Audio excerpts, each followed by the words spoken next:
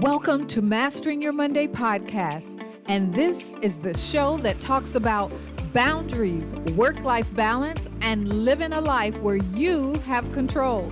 This is for highly driven professionals who want to develop a more balanced professional and personal life and live out their true values.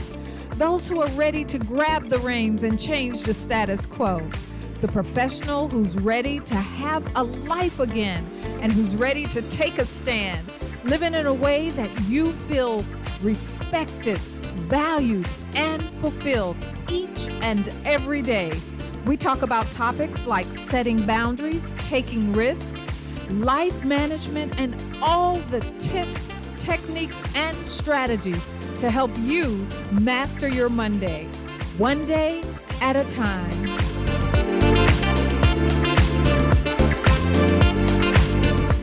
Can't help loving that man of mine. There is no doubt that I love my husband. But to be honest, sometimes you sure can't tell by the looks of things.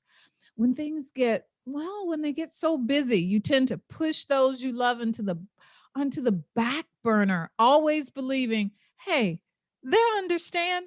They know what's going on. And most of the times they do understand. But there is a better way. And when done right, no one gets left out in the cold. Hey, Michelle O'Neill here. And you are here for episode 15, Psst, Secrets to Having a Big Impact When There's Little Time with Loads of Love with your spouse.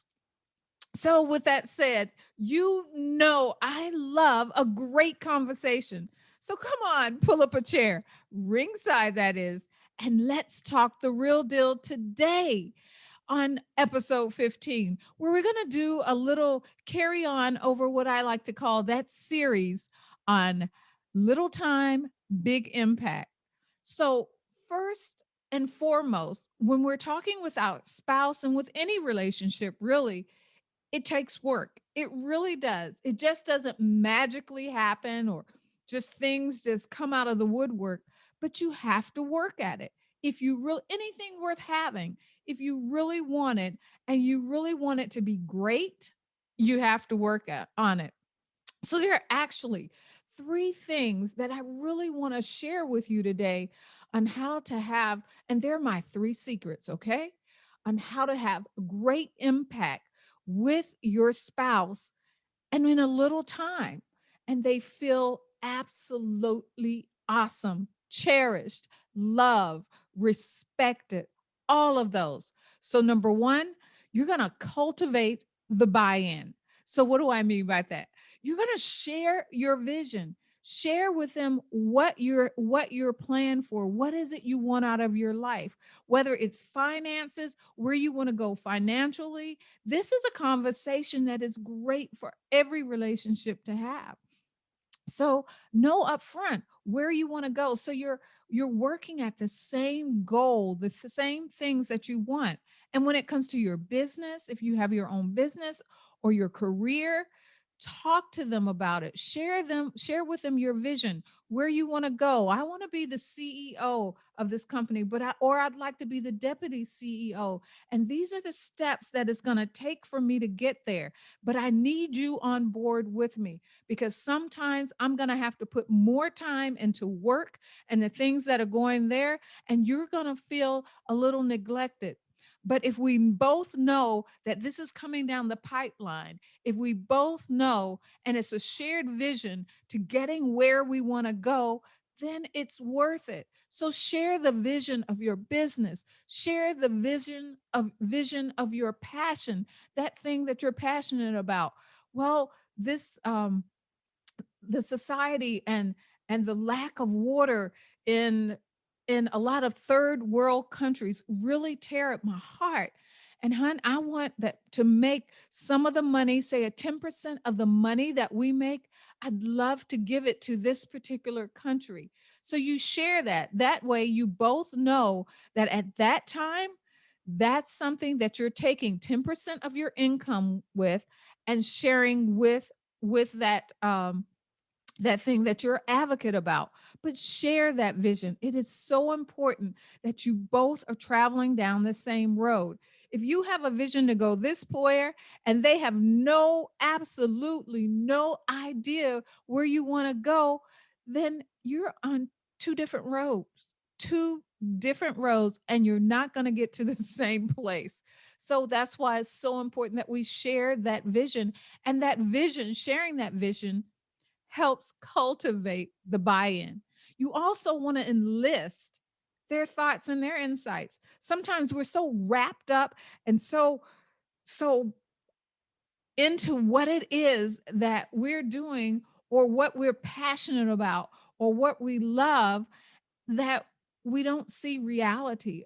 Sometimes we're blinded by our passions, and if this is someone we love and that we rely on and we respect their opinion. So let them talk about that and share with some concerns that they have, share with you some roadblocks or some issues that they see that may come along the road, because we're so wrapped up in it we can't see these things. A lot of times we just see, we have our rose colored glasses on and we can't see those things. So share with them and be willing to listen.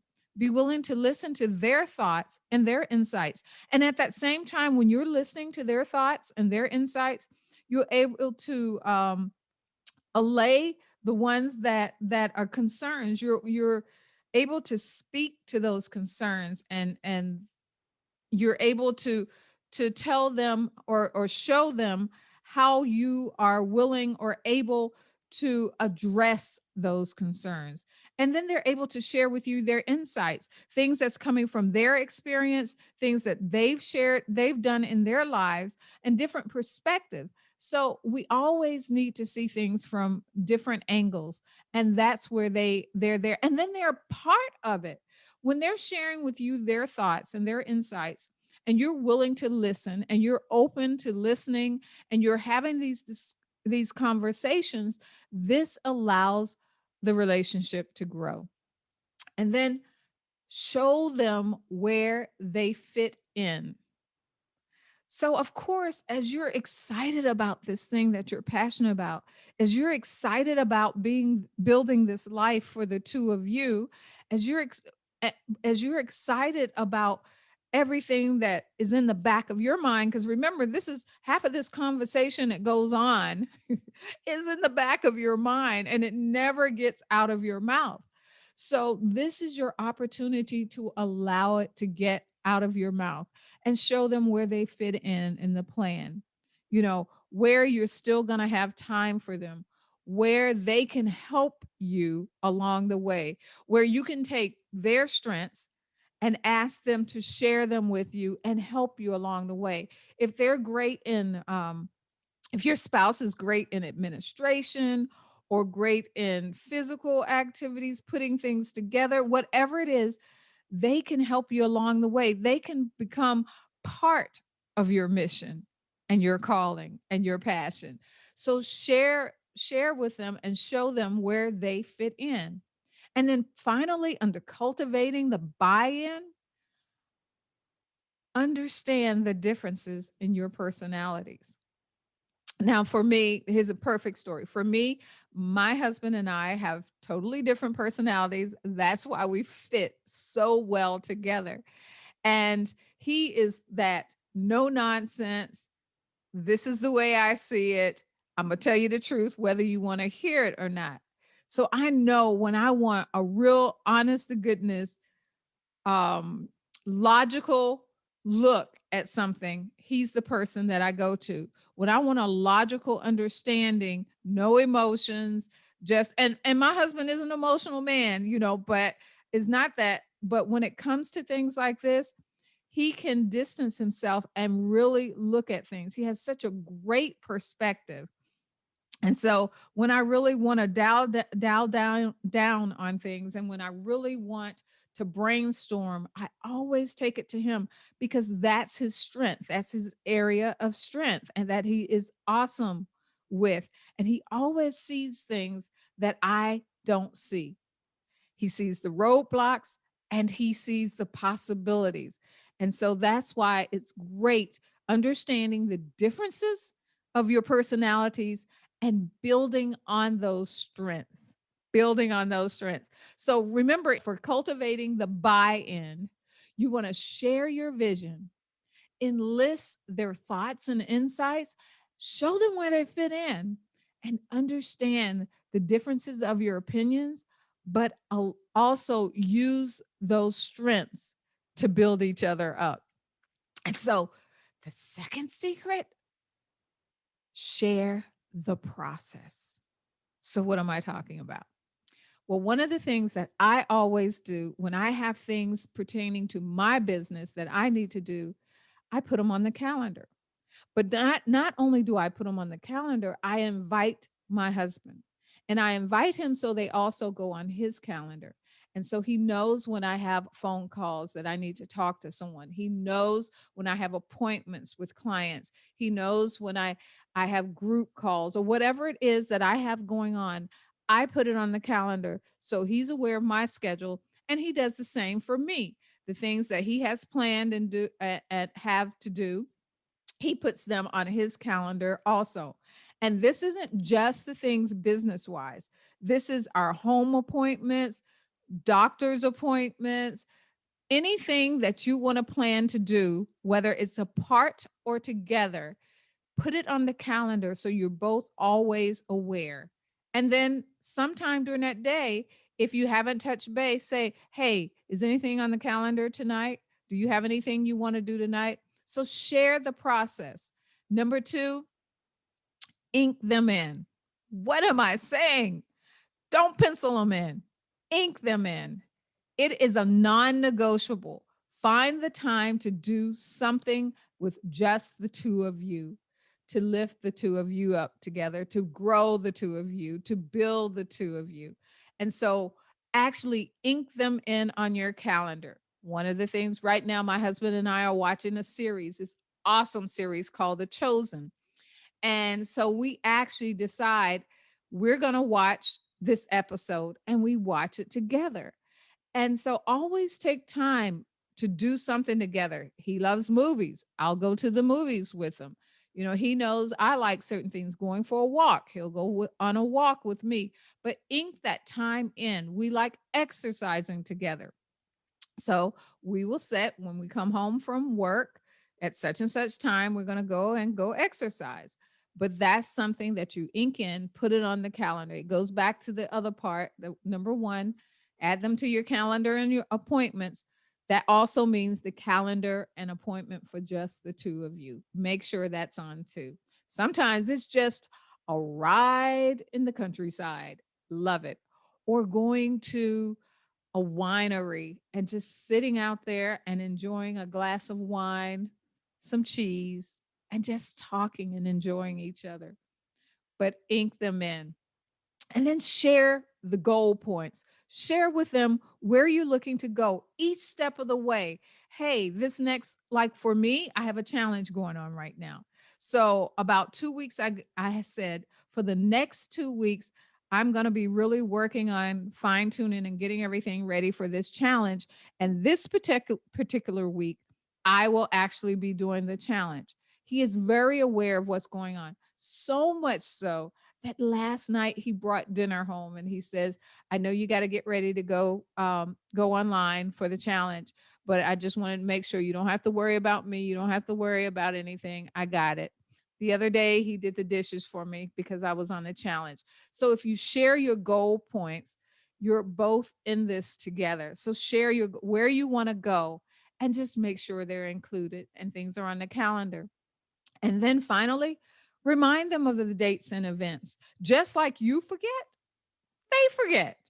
So just that conversation I said, have at least once a day. Hey, I don't know if you remember, I got this on the calendar tonight, or I'll be on the phone between such time and such time. And that's what the reason I say that is because we don't call each other during certain times. If he knows I'm going to be on a call, he won't call me during that time because he doesn't want to interrupt the call. I know if he calls me during that time, there's an emergency or something he has to ask me that's important, and I'll take care of it accordingly.